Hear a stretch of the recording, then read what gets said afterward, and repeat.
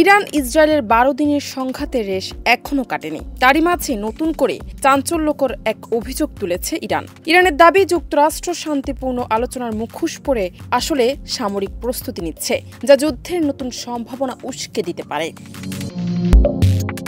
দেশটির এক শীর্ষ কর্মকর্তা রাষ্ট্রীয় টিভিতে বলেন, গোয়েন্দা তথ্য অনুযায়ী ওয়াশিংটন শান্তি নয়, সংঘাতের লক্ষ্যই আলোচনা করতে চায়।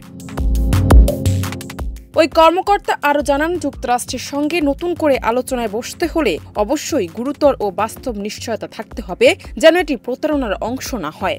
এদিকে মার্কিন প্রেসিডেন্ট ডোনাল্ড ট্রাম্প বলেছেন, গত মাসে ইরানের পারমাণবিক স্থাপনায় হামলায় অপূরণীয় ক্ষতি হয়েছে এবং আলোচনার কোনো তাড়াহুড়ো নেই। ইরান বলছে, যুক্তরাষ্ট্র চাইছে ইসরায়েলের সামরিক দুর্বলতা ঢাকতে গিয়ে তেহরানকে নিরস্ত্র করতে।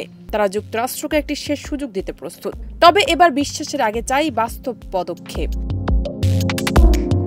22 জুন যুক্তরাষ্ট্রের হামলার পর থেকেই ইরান ট্রাম্প প্রশাসনের উদ্দেশ্য নিয়ে সন্দেহ পোষণ করছে। বর্তমান পরিস্থিতিতে আলোচনা নয়, বরং সংঘাতের প্রস্তুতিতে মনোযোগ দিচ্ছে বলেও ইঙ্গিত দিয়েছে তেহরান।